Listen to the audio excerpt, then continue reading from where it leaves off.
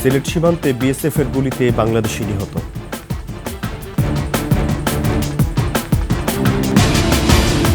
সারা দেশে চলছে জাহাজ শ্রমিকদের কর্মবিরতি, ঘাটে আটকা প্রায় 15 লাখ টন পণ্য।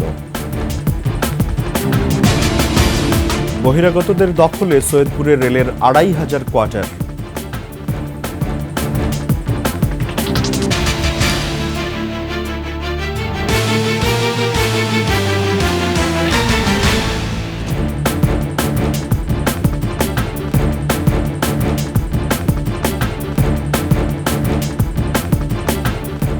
শুনছিলেন সংবাদ শিরোনাম।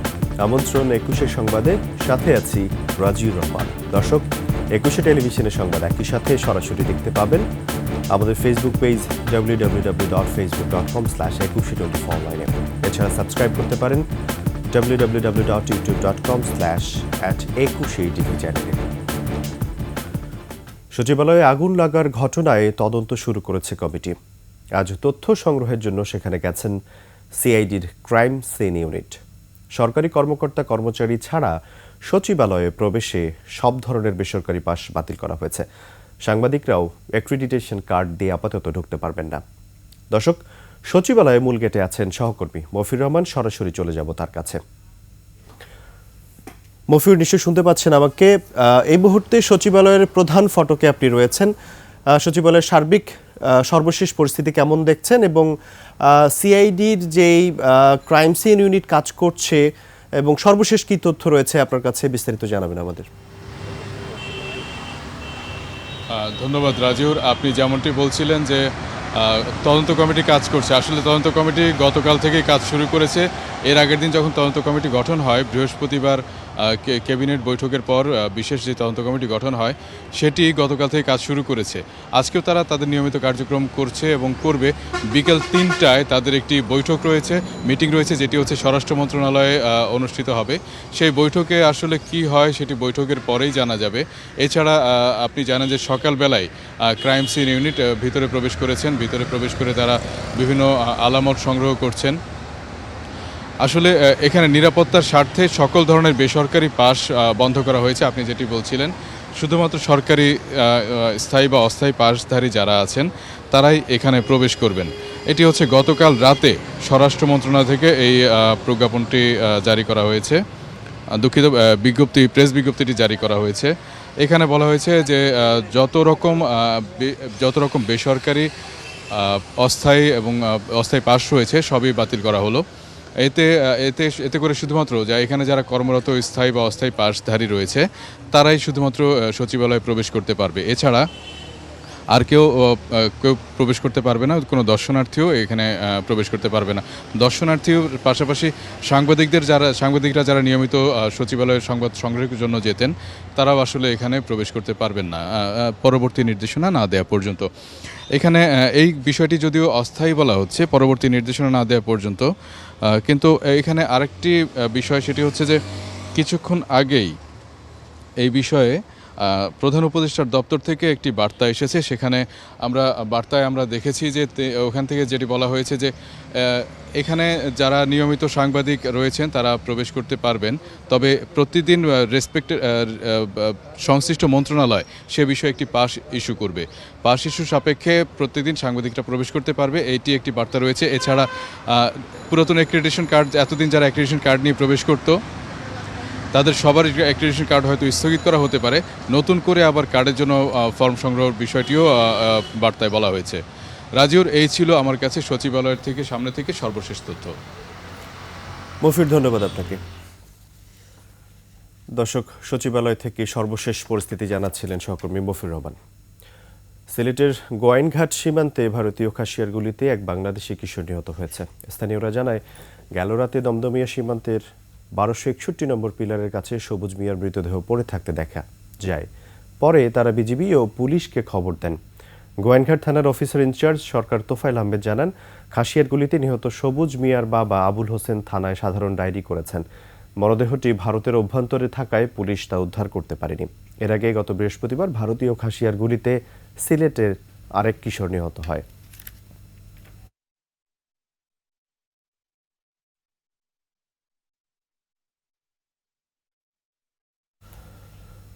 সারা দেশে চলছে লাইটার জাহাজ শ্রমিকদের কর্মবিরতি। এর ফলে দেশের ৪৫টি ঘাট ও চট্টগ্রাম বন্দরের বহির্নোঙরে আটকে পড়েছে প্রায় ১৫ লাখ টন পণ্য। সোমবার মেঘনা নদীতে লাইটার জাহাজের ৭ জনকে খুনের ঘটনায় বিচার ও নৌপথে নিরাপত্তা নিশ্চিতের দাবিতে এই কর্মবিরতি পালন করছেন শ্রমিকরা। কর্তৃপক্ষ জানায়, কর্মবিরতিতে দেশের ৪৫টি ঘাটে ৭৩৮টি জাহাজ আটকা পড়েছে। এর মধ্যে সবচেয়ে বেশি জাহাজ আটকা পড়েছে যশোরের নোয়াপাড়া ঘাট, নারায়ণগঞ্জের কাঁচপুর ঘাট, মেঘনা ঘাট।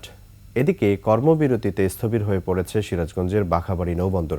এতে জ্বালানি তেল সহ সকল পণ্য পরিবহন বন্ধ রয়েছে। দাবি আদায় না হওয়া পর্যন্ত এই কর্মবিরতি চলবে বলে জানান আন্দোলনকারী নৌ শ্রমিকরা।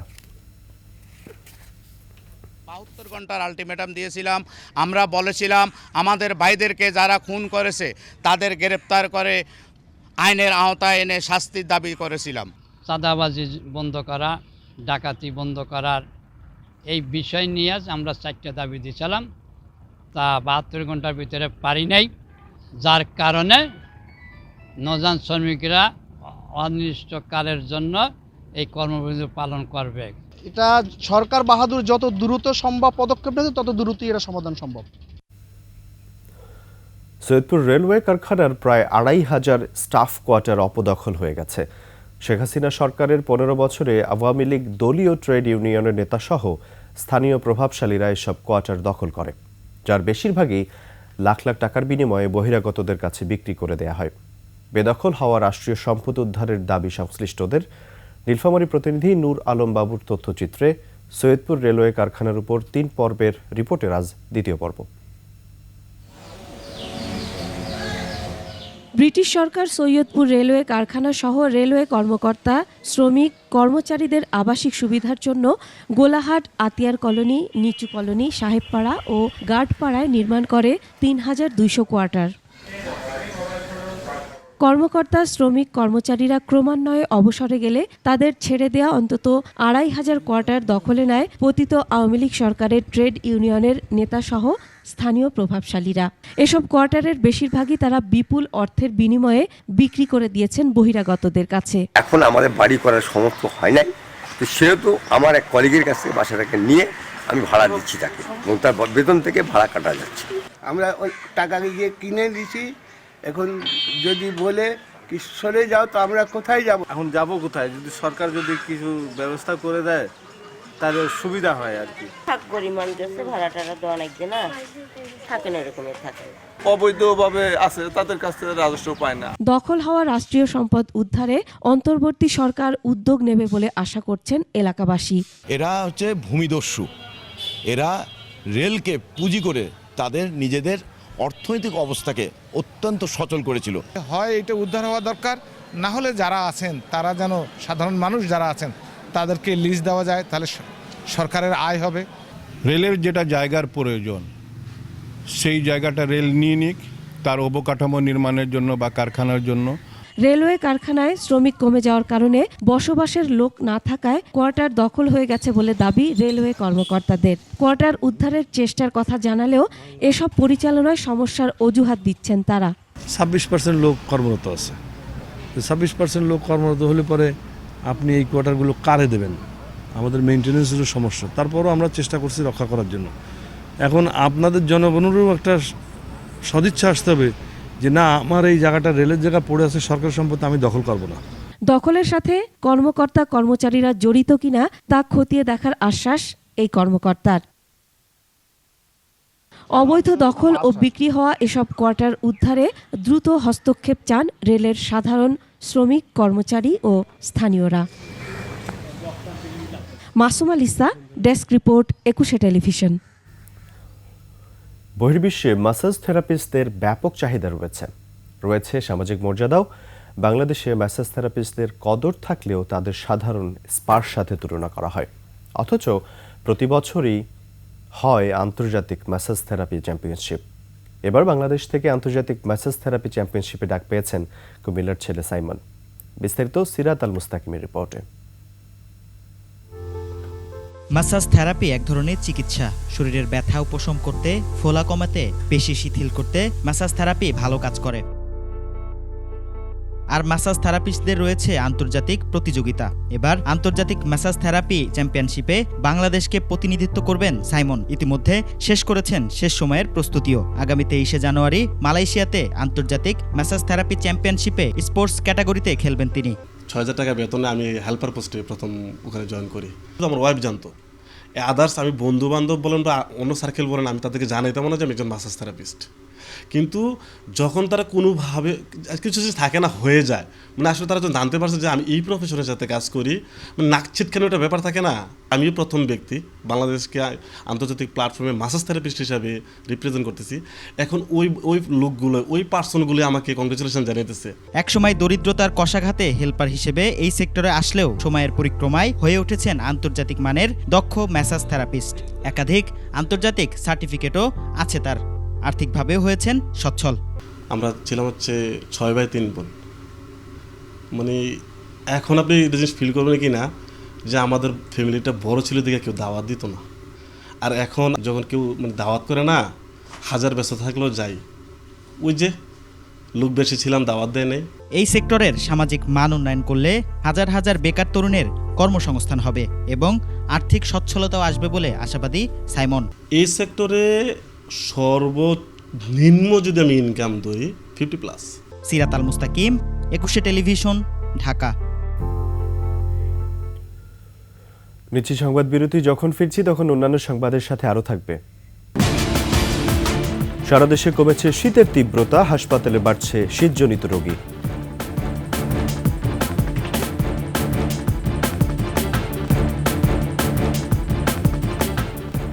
আবার আমন্ত্রণ 21শে সংবাদে। বরিশালে শিক্ষা প্রকৌশল অধিদপ্তরের 2 ট্রাক ভর্তি নথিপত্র জব্দ করেছে স্থানীয়রা। কাল রাতে সদর উপজেলার চরবাড়ি ইউনিয়নের কাগাসুরা গ্রামে এই 2 ট্রাক ভর্তি নথিপত্র জব্দ করে জনতা। পুলিশ জানায়, শিক্ষা প্রকৌশল অধিদপ্তরের 1992 সাল থেকে দরপত্র ও বিভিন্ন শিডিউলের জমাকৃত ফটোকপি কাগজ ময়লার ভাগাড়ে ফেলার জন্য কাউনিয়া নেয়ার পথে ট্রাকগুলো আটক হয়। এ বিষয়ে শিক্ষা প্রকৌশলী জানান, সরকারি কাগজ বিক্রির কোনো নিয়ম না থাকায় ট্রাক চালক ও অন্যান্য শ্রমিকরা অবৈধভাবে বিক্রির উদ্দেশ্যে নথিগুলো নেবার পথে জব্দ করা হয়। পরে সেগুলো আবার শিক্ষা প্রকৌশল অধিদপ্তর কার্যালয়ে নিয়ে আসা হয়। জেলা প্রশাসকের সাথে আলোচনা করে পরবর্তী ব্যবস্থা নেওয়া হবে বলে জানান তিনি।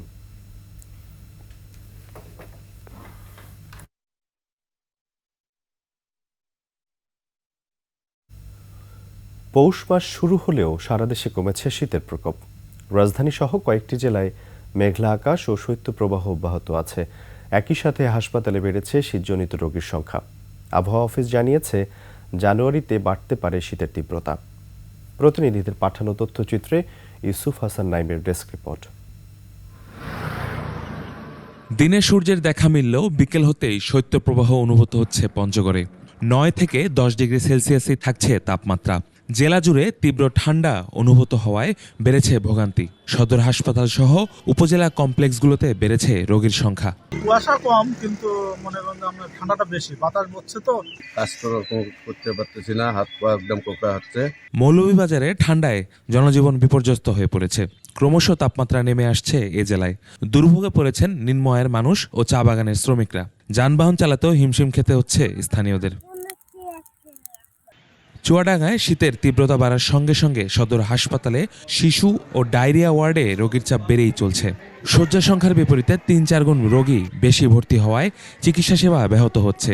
নিউমোনিয়া ঠান্ডা 9 দিন হচ্ছে এখানে, আজকে এই দিন বসছে।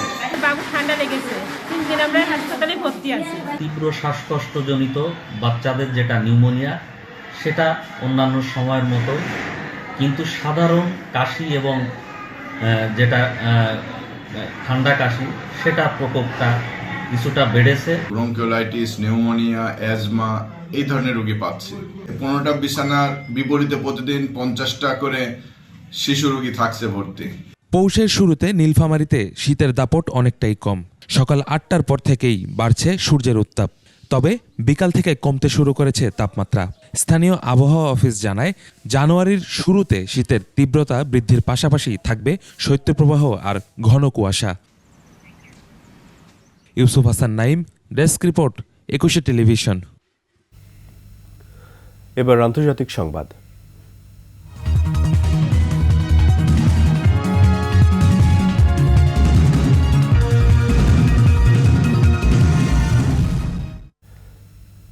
বন্ধ হয়ে গেছে উত্তর গাজার শেষ হাসপাতালটিও। ইসরায়েলি বাহিনীর বর্বরতায় ব্যাপক ক্ষয়ক্ষতি হওয়ায় কামাল আদওয়ান হাসপাতালের কার্যক্রম বন্ধ করে দিতে বাধ্য হয়েছে কর্তৃপক্ষ। সামাজিক যোগাযোগ মাধ্যমে দেয়া এক পোস্টে বিশ্ব স্বাস্থ্য সংস্থা বলেছে, স্থানীয় সময় শুক্রবার সকালে চালানো অভিযানে হাসপাতালের বেশ কিছু স্থাপনা ধ্বংস হয়ে গেছে। গাজার স্বাস্থ্য মন্ত্রণালয় জানিয়েছে, কামাল আদওয়ান হাসপাতালের পরিচালক হুসাম আবু সাফিয়া সহ হাসপাতালের কয়েক ডজন কর্মীকে একটি তদন্ত কেন্দ্রে আটক করে নিয়ে গেছে ইসরায়েলি বাহিনী। তাদের দাবি, হাসপাতালটি হামাসের ঘাঁটি হিসেবে ব্যবহৃত হচ্ছিল। এদিকে কামাল আদওয়ান হাসপাতালে অভিযানের তীব্র নিন্দা জানিয়েছে সৌদি আরব ও জর্ডান। শেষ করছে ২১ সংবাদ। যাবার আগে সংবাদ শিরোনামগুলো আরও একবার। সিলেট সীমান্তে বিএসএফ এর গুলিতে বাংলাদেশি নিহত।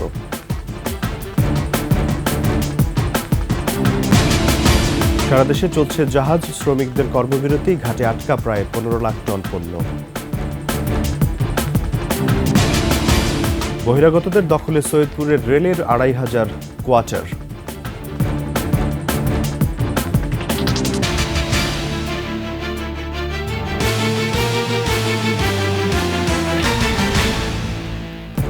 সর্বশেষ সংবাদ জানতে ডায়াল করুন 2021 নম্বরে, আর ভিজিট করুন 21tv.com এই ওয়েবসাইটে। এছাড়া ফেসবুকে ভিজিট করতে পারেন www.facebook.com/2124 এছাড়া সাবস্ক্রাইব করতে পারেন www.youtube.com/@21tv চ্যানেলে। এতক্ষণ সঙ্গে থাকার জন্য ধন্যবাদ। পরবর্তী সংবাদ দুপুর ১টায় দেখার আমন্ত্রণ রইল। 21-এর সাথেই থাকুন।